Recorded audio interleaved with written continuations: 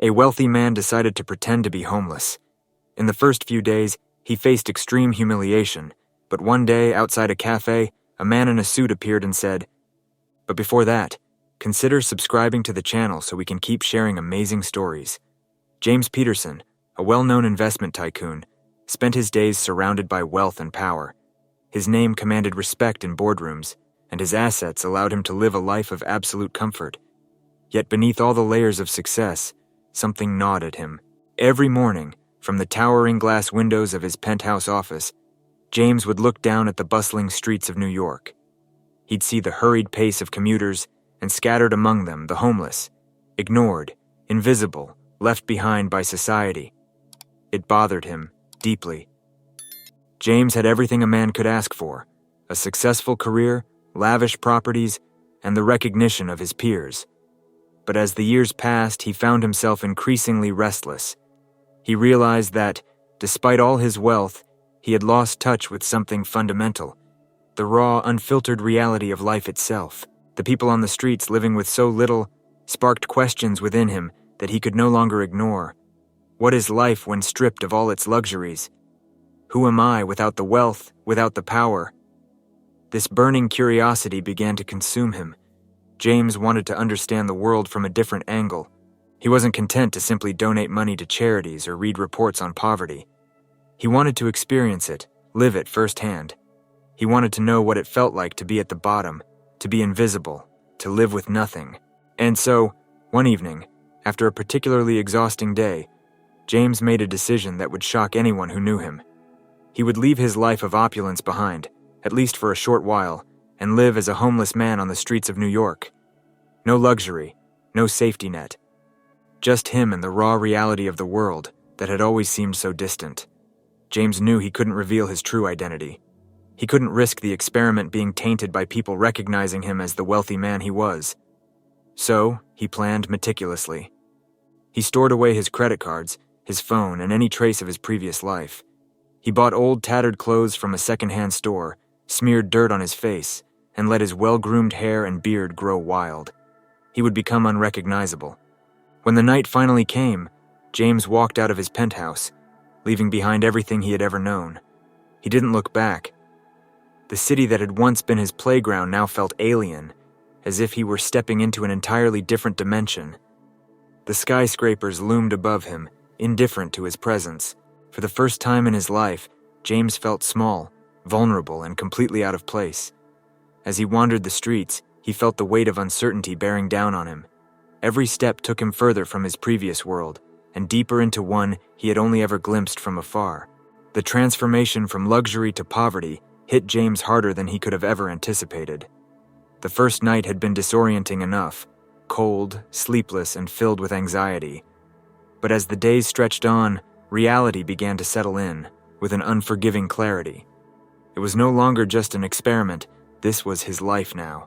He felt the gnawing ache of hunger, the relentless sting of cold, and the fatigue that never left his bones. Every night he lay down on the rough concrete, and every morning he awoke to the same sense of despair. The clothes that once symbolized his new identity as a homeless man now clung to his skin like a prison. They were filthy, drenched with the grime of the streets and reeked of sweat and neglect. His skin itched under the layers of dirt, but he had no way to clean himself. Showers, clean water, even a place to sit and rest without fear of being moved along. These basic comforts were now distant memories, like something from a different lifetime. James quickly realized that he was no longer a person in the eyes of the people passing by. It was as if he had become invisible, a part of the urban landscape that people chose not to see. The rush of pedestrians moving around him was constant, but their gazes slid right over him, uninterested and unbothered by his presence. He was nothing more than another obstacle in their day, another figure they could avoid with a quick turn of the head.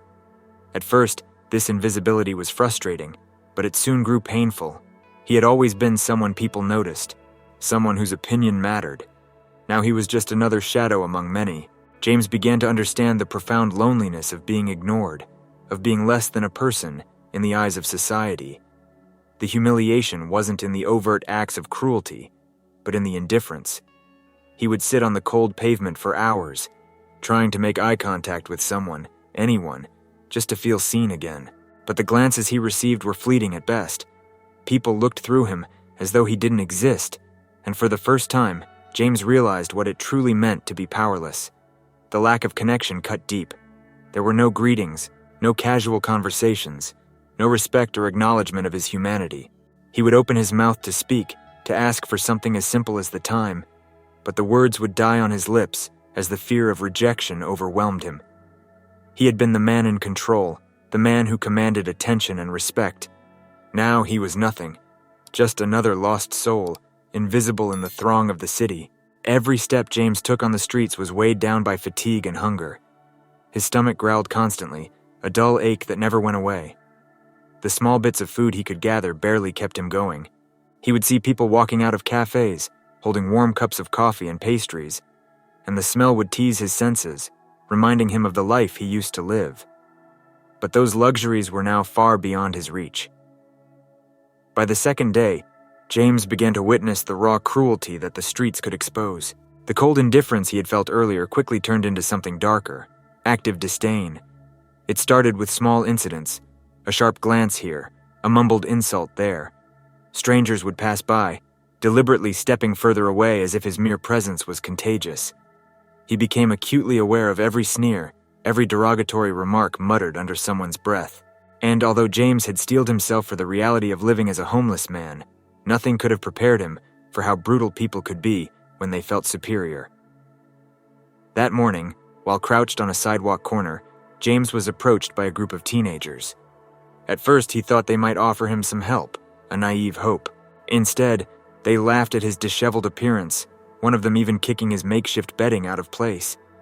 James tried to avoid confrontation, keeping his eyes downcast, but the humiliation stung. He had never felt so helpless in his life. It wasn't just the loss of dignity. It was the realization that, to these people, he was less than human, nothing more than a subject of ridicule. The cruelty escalated when he approached a middle-aged woman, hoping for a bit of spare change, or perhaps even a moment of kindness. She was holding a large cup of steaming coffee, the smell rich and tantalizing in the crisp morning air. As James cautiously moved closer, careful not to appear threatening, she recoiled, her face twisted with disgust. Before he could say anything, she hurled the contents of the cup in his direction. The scalding liquid splashed across his chest and arms, soaking into his worn-out clothes. James let out a sharp gasp of pain, but bit back the anger rising within him. The physical burn was sharp, but it paled in comparison to the deep, emotional wound that had just been inflicted. He stood there frozen as she stormed away, muttering something about cleaning up the trash. James could feel the heat from the coffee mixing with the heat of his own shame, burning his skin and his pride alike. James had never known the depth of such humiliation. He had always been the man who others respected, sometimes feared. Now he was at the mercy of a society that saw him as nothing more than a nuisance, a stain on their perfect world. The reality of his new existence hit harder than any business failure or personal loss ever had. He wasn't just invisible now. He was despised, and it hurt more than he could have ever imagined. Not the burns on his skin, which would eventually fade, but the way the world had stripped him of his humanity in a matter of days. He had fallen from grace, not just in the eyes of others, but in his own. What did it say about people, about society, that they could treat someone with such contempt simply because of how they appeared? He stumbled away from the scene, his chest still throbbing from the hot coffee, but even more so from the overwhelming realization that this was his life now, a life filled with constant rejection, pain, and humiliation at the hands of those who had more than him. After days of enduring the harshness of the streets alone, James began to notice the small community that had formed around him. Life on the streets was brutally isolating, but even in that isolation, there were pockets of connection, people who had fallen through the cracks of society, yet managed to find solidarity among each other. One of these people was Eddie. Eddie was an ex-mechanic, once a master of his craft, but he had lost everything after an accident rendered him unable to work. His tools, once the symbols of his skill and pride, were sold off in desperation. Now he wandered the streets with nothing but a tattered jacket and a hollow look in his eyes. When James first met Eddie, he was sitting against a wall, smoking a half-burnt cigarette that someone had discarded. There was a silence about him, a kind of resignation that James found both haunting and comforting. They spoke sparingly at first, sharing brief exchanges about the best places to sleep without being hassled by the police, or which public restrooms were less guarded by hostile shop owners. Then there was Sarah. She was different, young, in her early 20s, and had an air of fragility that masked an inner resilience. Her story was a tragic one. She had been abandoned by her family at a young age, bounced around in the foster system, and eventually found herself alone on the streets. James learned this through fragmented conversations over shared scraps of food and moments spent huddled together for warmth. Despite everything she had been through, Sarah still carried a spark of hope. She spoke of getting out, finding a way to start over, and James found himself admiring her strength even in the midst of their shared misery. What Eddie and Sarah taught James, though, went beyond mere survival skills. They taught him the importance of seeing past the rough exterior of a person. Beneath the grime, the tattered clothes, and the desperation, there was still humanity, still a desire for connection, for belonging.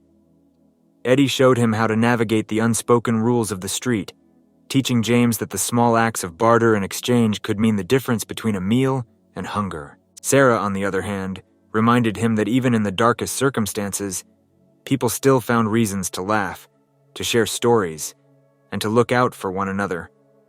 These two companions became more than just people James passed on the street. They became his lifeline.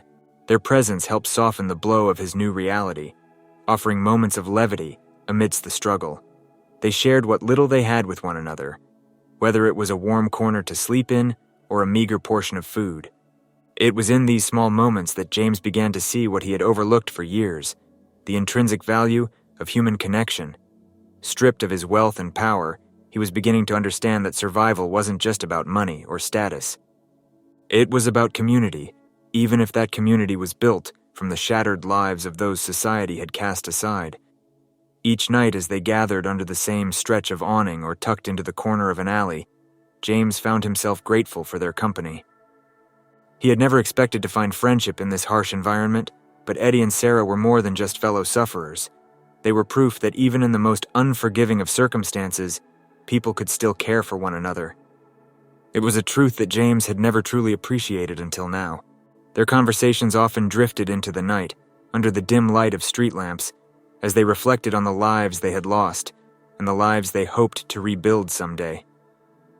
And for the first time since stepping onto the streets, James didn't feel completely alone. He had lost almost everything, but in Eddie and Sarah, he had found something far more valuable than he had ever anticipated. The bonds he forged with them were real, raw, and fragile, but they were his now, and they anchored him in a world where he could have easily drifted into despair. Amidst the daily struggle for survival, James encountered moments of unexpected kindness that surprised him and subtly began to shift his perception of the world around him. These small acts of generosity, though fleeting, carried immense weight in his new reality, where even the smallest gesture could mean the difference between hope and despair.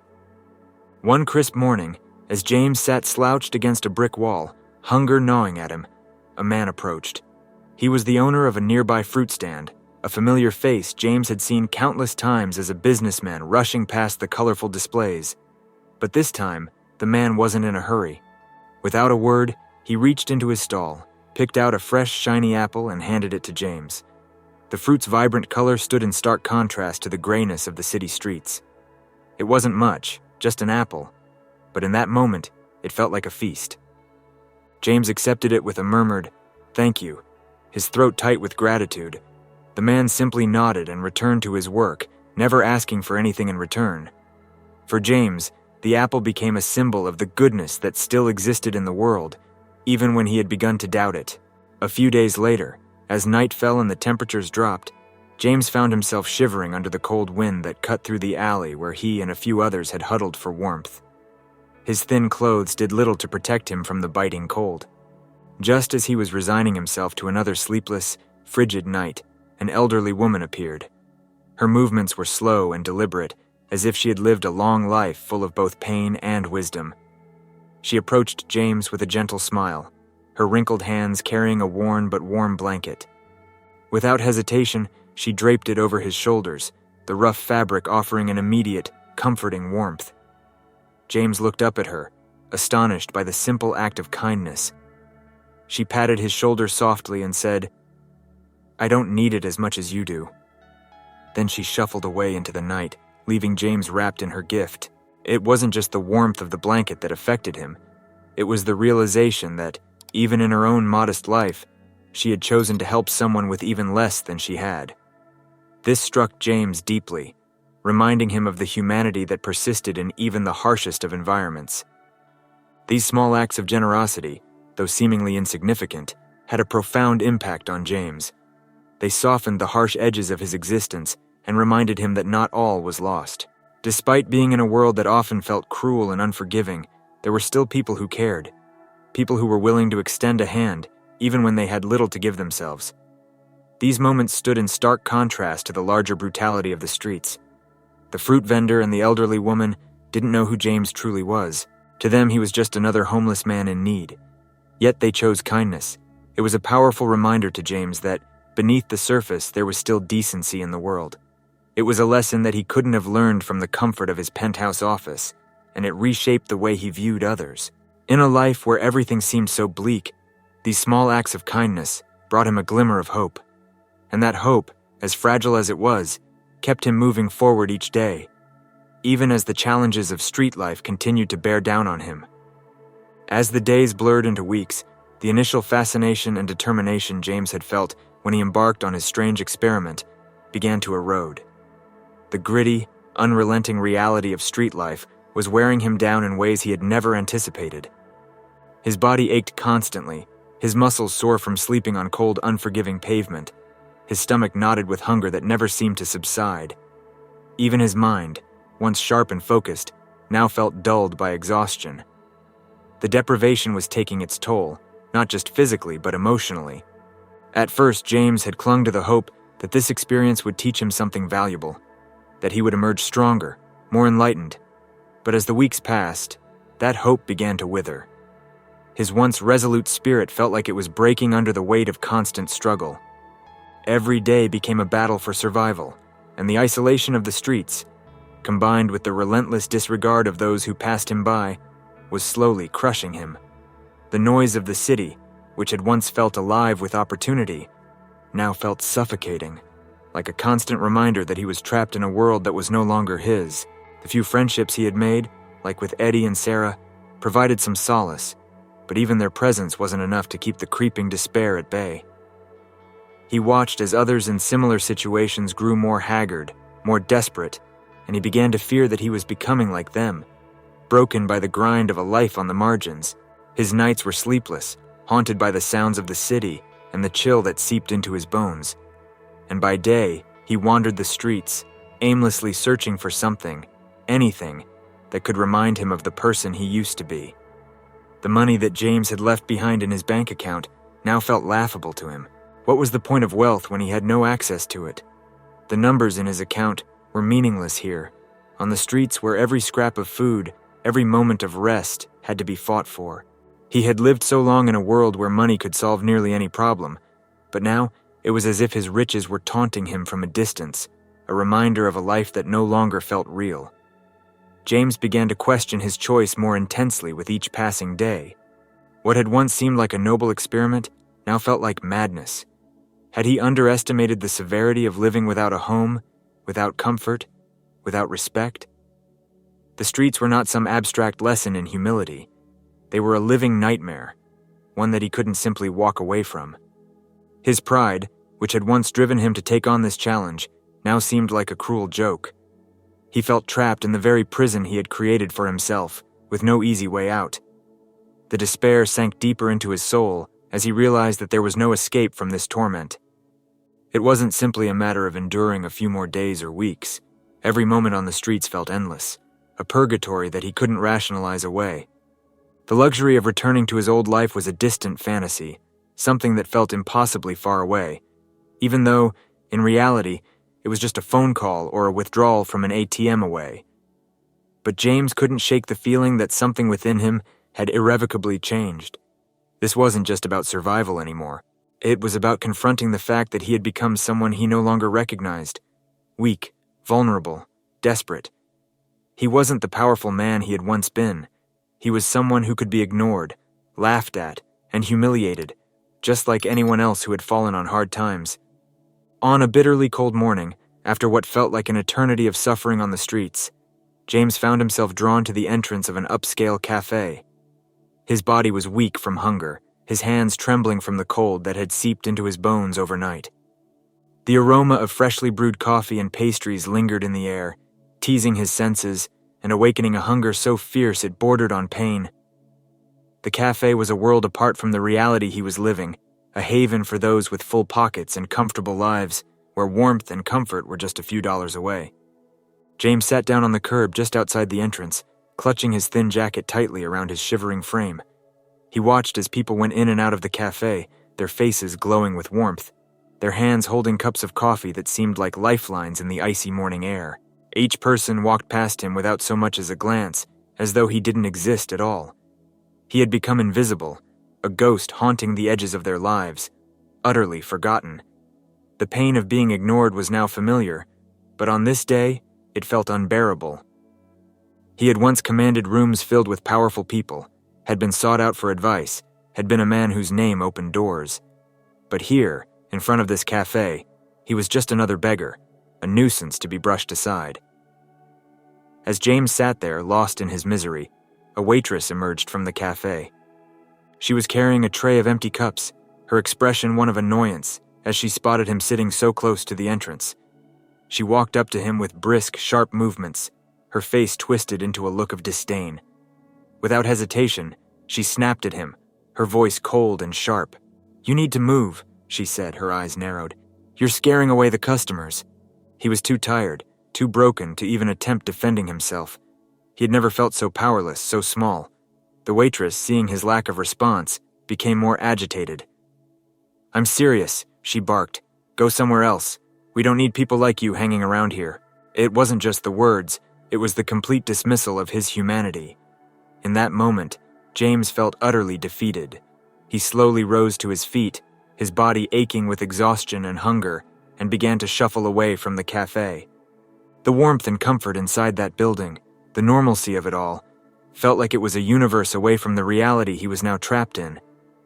As James walked away, his head bowed and his spirit shattered. He realized he had reached the lowest point he could possibly imagine. He wasn't just hungry or cold. He was broken in a way that went beyond physical discomfort. The person he had been was gone, replaced by a shadow of a man who no longer recognized himself.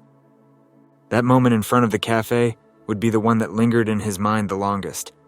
The moment when he truly understood what it meant to be reduced to nothing. James had barely moved a few steps away from the café, his mind still heavy with the humiliation of being pushed aside like trash, when he noticed something unusual. Amidst the blur of passing figures and rushing footsteps, one man stood still. Unlike the others, this man did not avert his gaze or speed up to avoid James. He stood tall, his sharp suit immaculate, exuding an air of authority and sophistication. His presence was striking. He didn't belong on these streets any more than James had once believed he didn't. Yet, there he was, standing not far from where James had just been rejected. The man's eyes were locked on James, and something about his expression made it clear that he wasn't simply observing a homeless man. There was recognition in his gaze, a calm certainty that cut through the chaos of the street around them. James, feeling a strange mix of unease and curiosity, slowed his pace. The man began to approach him with measured steps, his shoes clicking softly against the pavement. As he drew closer, the man's presence became even more imposing. He was tall, well-groomed, with an aura of confidence that reminded James of his own past, of boardrooms and power, of knowing you were the most important person in the room. It was a stark contrast to James's current state, dirty, exhausted, and stripped of all dignity. The man stopped in front of James and, for a moment, they stood there in silence. James couldn't help but glance down at himself, suddenly more aware than ever of his ragged clothes, the grime that covered his skin, and the hollow look in his eyes. He expected the man to do what everyone else had done, to sneer, to walk away, to pretend he didn't exist. But instead, the man did something entirely unexpected. He bent down slightly, bringing himself closer to James's eye level, his voice low but steady. "You can stand up now, James," the man said, his words clear and deliberate. "I know who you are. How could this stranger, dressed in a suit that likely cost more than what most people on this street would see in a year, possibly know who he was?" James hadn't spoken his name to anyone since he had taken on this life of obscurity. He had purposely erased his identity from the world. Yet here was this man, speaking his name as if it were the most natural thing in the world. James stared at him, words failing to form in his mouth. The man's eyes didn't waver. They were calm, unyielding, and filled with something James hadn't seen in a long time: recognition. He felt a strange pull, as if the man's presence alone was drawing him back to the surface of the person he used to be. "Get up," the man said again, this time more softly, almost as if it were an invitation rather than a command. His voice held no judgment, only certainty. And in that moment, something in James shifted. It was as if this man had reached into the depths of his despair and pulled him back from the edge. Without fully understanding why, James found himself slowly rising to his feet, his body trembling, not from the cold this time, but from the overwhelming sense that his life was about to change in ways he couldn't yet comprehend. As James stood, the man smiled, a small knowing smile that made James feel as though he had just passed some kind of test. He hadn't felt anything like this in weeks, this sense of being seen, of being understood. And as much as he wanted answers, there was something about this man's presence that made him wait, that made him believe those answers would come soon enough. For now, standing felt like a victory in itself. As James stood there, still trying to grasp how this stranger knew his name, the man straightened up and adjusted his suit with a calm, deliberate motion. For a few tense seconds, James was lost in confusion, trying to make sense of what was happening. Then, the man spoke again, this time with a familiar ease that sent a shiver of recognition down James's spine. "It's been a long time, hasn't it?" the man said with a hint of amusement in his voice. James blinked, his brain struggling to piece together the fragmented memories that were suddenly stirring in the back of his mind. Then it hit him.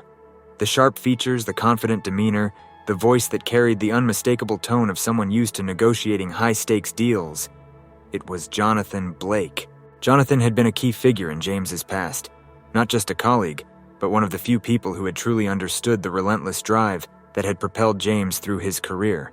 They had once walked the same corridors of power, sharing the same ambitions. But Jonathan had disappeared from the corporate world years ago, seemingly without a trace. "Jonathan," James rasped, his voice weak from both disbelief and the toll of the past weeks. He could hardly believe that the man standing before him, immaculate and composed, was the same Jonathan he had once known. Jonathan nodded, his smile widening slightly. "The one and only," he said. "It seems we've both been through some changes since we last saw each other." And more importantly, how had he recognized James in his current state, a shadow of the man he used to be? Jonathan seemed to read the confusion in James's eyes and gestured for him to sit down on a nearby bench. They both sat in silence for a moment, the noise of the street swirling around them like white noise. "I saw you a few weeks ago," Jonathan finally said, his tone softening. "You were sitting outside that same café. At first I thought it couldn't be you. I mean, how could it be, right? James Peterson, living on the streets? But I kept coming back, checking, and the more I watched, the more certain I became. It was you. I wanted to see what had brought you here, and how far you would go before you hit your breaking point." He wasn't sure how to feel about the fact that Jonathan had been watching him all this time, observing his suffering from a distance. The idea that his misery had been some kind of spectacle unsettled him. But at the same time, he couldn't deny that a part of him was relieved that someone from his old life had finally seen him, had acknowledged his existence. "Why didn't you say something sooner?" James asked, his voice a little stronger now, but still heavy with the weight of everything he had been through. Jonathan sighed and leaned back slightly, crossing his arms. "Honestly, I wanted to see if you could pull yourself out of it. You've always been a man of immense willpower, James. I thought maybe you had some sort of plan, some way to turn all of this into a lesson, or maybe a way back to who you were. But the more I watched, the more I realized that wasn't going to happen. You needed help. And I wasn't going to let you drown in this any longer." It felt strange, almost surreal that his old life had intersected with his new one in such a way. "It's time to stop living like this," Jonathan said, his voice firm but not unkind. "Whatever brought you here, whatever you were trying to prove, it's over. You've seen what you needed to see. But now it's time to come back." With Jonathan's help, James was slowly reintroduced to the life he had once known, a life of comfort, wealth, and control. But as he stepped back into his luxurious penthouse, surrounded by the opulence he had once taken for granted, he realized that none of it felt the same. The familiar surroundings that had once given him a sense of power and security now felt hollow, almost alien. The world he had returned to was unchanged, but he was not. The weeks spent on the streets had left an indelible mark on him, a transformation that couldn't be undone by simply stepping back into his old life. The first few days were disorienting. James found himself overwhelmed by the ease of everything, the hot showers, the soft bed, the abundance of food. He had once considered these things basic, everyday luxuries. Now he saw them as rare treasures, almost undeserved after the raw struggle he had lived through. He moved through his home cautiously, as if waiting for something to jolt him back to the streets, to remind him that this life of comfort was somehow temporary. But the real change wasn't just in how he saw his surroundings, it was in how he saw the people around him. Before, James had moved through the world with a singular focus on his own success. The people he encountered were often just part of the landscape, faces he passed on the way to his next meeting or deal. But now, he couldn't help but notice the individuals he had once ignored. The doorman who greeted him every morning, the cleaning staff who maintained the building, even the strangers he passed on the street, he saw them with new eyes. James had lived among the invisible. He had been one of them, and he could no longer return to the indifferent way he had once viewed those who lived on the margins of society. He found himself pausing when he saw someone sitting on the sidewalk, not just glancing away as he had done countless times before. Instead of hurrying past, he felt compelled to stop, to offer help or simply acknowledge their existence. It was an uncomfortable shift at first. He had spent years cultivating a mindset of efficiency, of focusing only on what mattered to him and his business. But now he understood that people mattered, even those who had nothing to offer him. His interactions with others were no longer transactional, they were human. He couldn't bring himself to return to his old habits of brushing past people, caught up in his own world. He had felt the sting of being unseen, of being treated as less than human, and it haunted him. Every time he saw someone struggling, it reminded him of those freezing nights he had spent, huddled under a thin blanket, hoping for warmth, for acknowledgement, for anything that might make him feel human again. Even in his business dealings, James found that his perspective had shifted. He could no longer focus solely on the bottom line.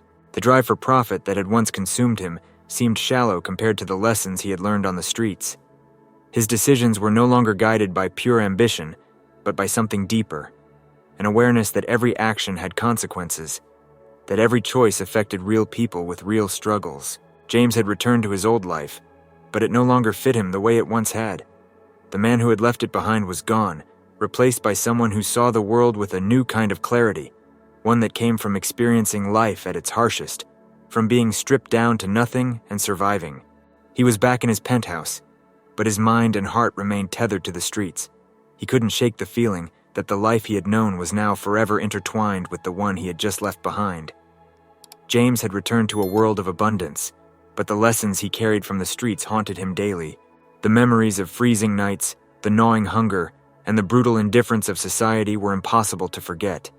He had lived it, felt it, and now he couldn't look away.